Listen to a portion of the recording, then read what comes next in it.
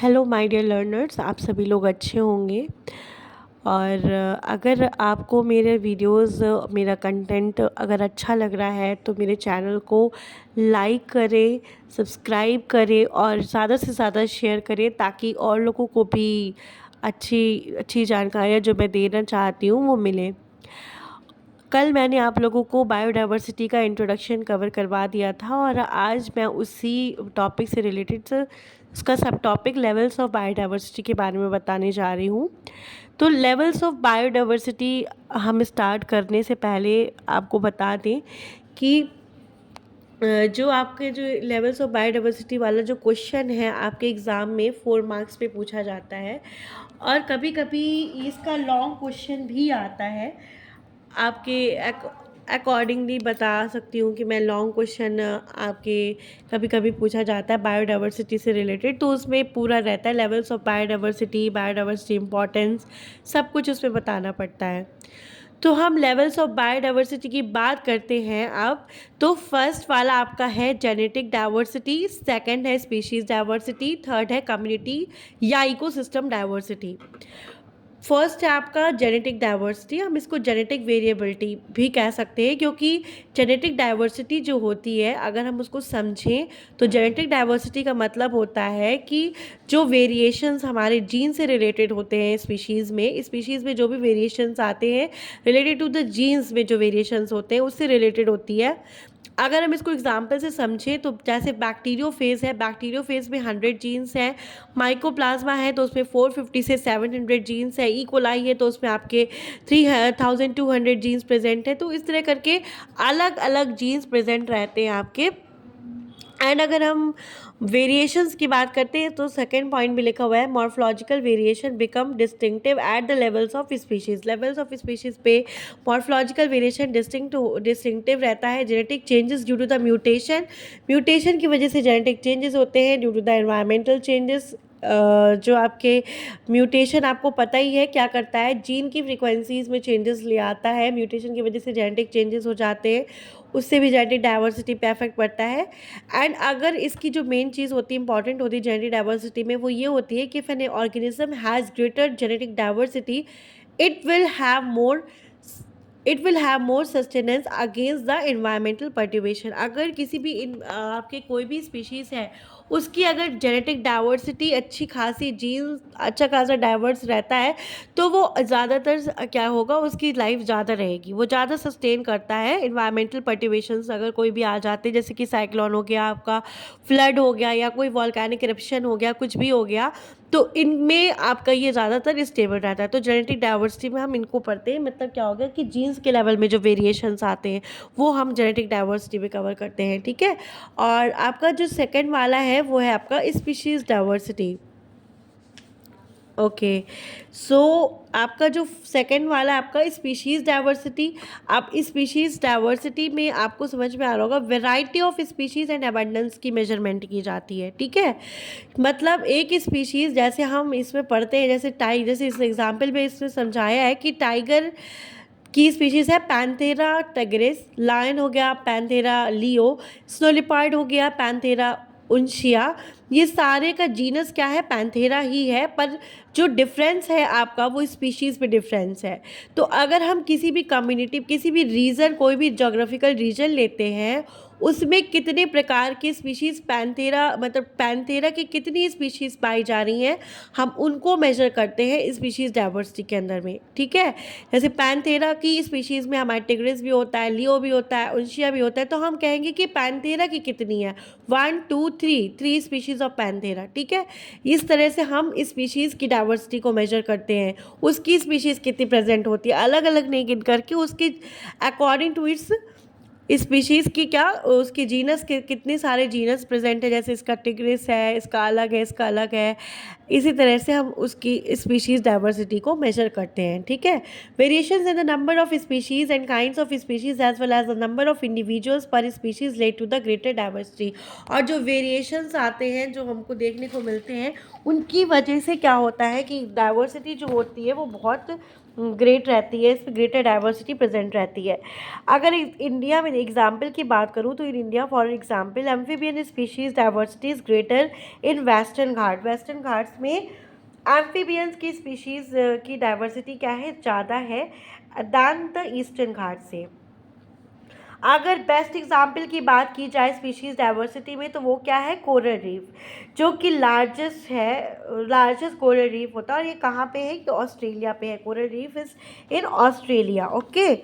And contains approximately, अब देखिए वहाँ पे कितना डाइवर्स है, जैसे कि approximately 400 different types of coral पाए जाते हैं वहाँ पे। 150 फिशेस स्पीशीज़ प्रेजेंट होती हैं। 4000 स्पीशीज़ ऑफ मॉलस्क हैं, 10 स्पीशीज़ ऑफ टर्टल्स हैं। तो ये हमारे स्पीशीज़ की डाइवर्सिटी हो गई, कि मतलब इतने सारे स्पीशीज़ यहाँ पे प्रेजेंट हैं। जैसे कोरल्स की हो गया आपका, ये फिश की हो गई, मॉलस्क के हो गए, टर्टल्स के हो गए। तो स्पीशीज़ डाइवर्सिटी हम लोग स्टडी करते हैं। तो इसकी इंपॉर्टेंस क्या होती है, जहाँ पे स्पीशीज़ रिचेस ज़्यादा होगी वहाँ पे प्रोडक्टिविटी भी ज़्यादा होती है। Means an ecosystem is more sustainable and stable. Ecosystem भी मोर स्टेबल रहेगा और सस्टेनेबल भी रहेगा। तो ये आपकी हो गई आपकी स्पीशीज़ डाइवर्सिटी। थर्ड हम स्टडी करते हैं about the community and ecosystem diversity के बारे में स्टडी करेंगे। कम्युनिटी या इकोसिस्टम से क्या मतलब हो गया, कम्युनिटी और इकोसिस्टम में क्या आता है, हमारा सब कुछ आएगा, जैसे कि फॉरेस्ट, ग्रासलैंड, डेजर्ट, ये सब कुछ आ जाएगा। टेरेस्ट्रियल में, एक्वेटिक में आपका आ जाएगा fresh water and marine ecosystem आ जाएगा।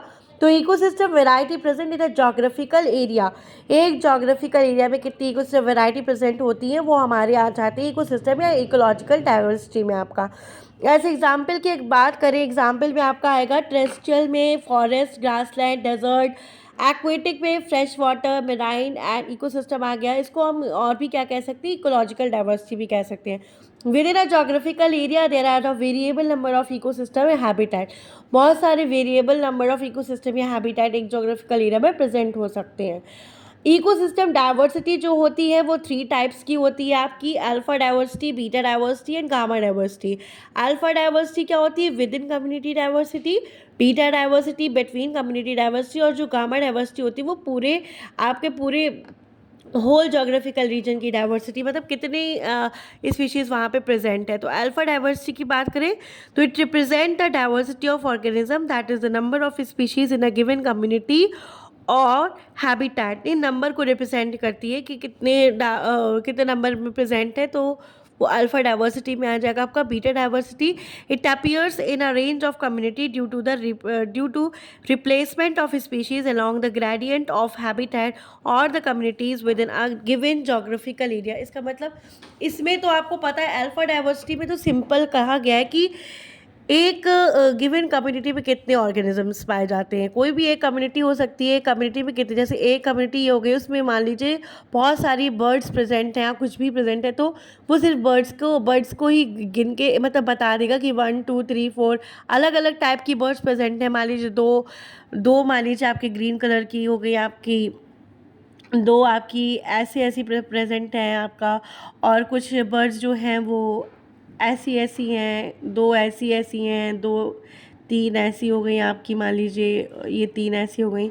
तो हम स्पीशीज़ को गिनते हैं, मतलब आपकी ये 3 बर्ड ये अलग हैं और ये 2 अलग हैं, ये 3 अलग हैं, तो हम इसको गिनेंगे जो अलग अलग दी हुई हैं इनकी 3 जो ये राउंड है, तो 1 स्पीशीज़ ऑफ ये, 1 स्पीशीज़ ऑफ ये एंड 1 स्पीशीज़ ऑफ ये। तो ये हमारा अल्फा डाइवर्सिटी में आता है आपका, ठीक है। और अगर हम बीटा डाइवर्सिटी की बात करें तो बीटा डाइवर्सिटी में आप जो हमारे हैबिटेट होते हैं वो अलग अलग हो जाते हैं। उसकी वजह से जो हमारी स्पीशीज़ प्रेजेंट होती है वो हमारे जो ग्रेडियंट होता है हैबिटेट जो उनका होता है अलग अलग होने के बाद उसमें क्या नंबर आता है वो हम मेज़र करते हैं बीटा डाइवर्सिटी पे बिटवीन इस कम्युनिटी। ये क्या होती है बीटा डाइवर्सिटी, मतलब हो गया कि दो कम्युनिटी के बीच में जितनी नंबर ऑफ स्पीशीज़ है वो हमारे बीटा डाइवर्सिटी में आएंगी।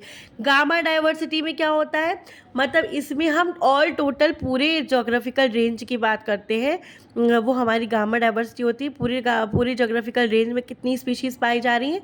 अल्फ़ा मतलब एक जगह पर एक कम्युनिटी पर कितनी कितनी, बीटा मतलब बिटवीन द टू कम्युनिटीज़ पे कितनी पाई जा रही है, गामा मतलब पूरी जोग्राफिकल रेंज में कितनी पाई जा रही है। तो ये अल्फ़ा बीटा और गामा स्पीशीज़ के बारे में हो गया।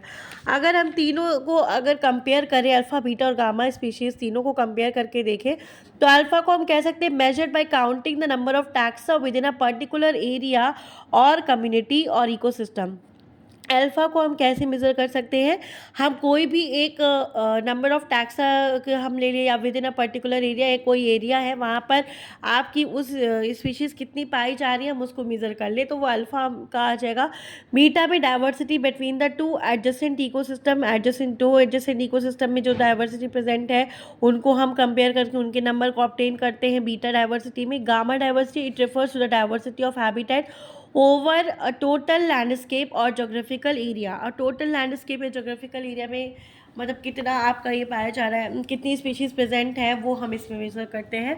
तो ये अल्फ़ा बीटा और गामा डाइवर्सिटी हो गया। अब यहाँ से आपका जो लेवल्स ऑफ बायोडाइवर्सिटी है वो फिनिश हो जाएगा, सेकेंड पार्ट इज़ ओवर। अब नेक्स्ट मैं वीडियो लेकर के आऊँगी, तो उसमें आपका नेक्स्ट टॉपिक रहेगा, जो भी आपका नेक्स्ट टॉपिक होगा वो मैं पढ़ाऊँगी उसमें। और अगर आप सबको मेरा वीडियो अच्छा लगा, मेरा लेक्चर अच्छा लगता है तो प्लीज़ लाइक करें और ज़्यादा से ज़्यादा लोगों पे शेयर करें एंड मेरे चैनल को सब्सक्राइब करें। Thank you so much for watching my video.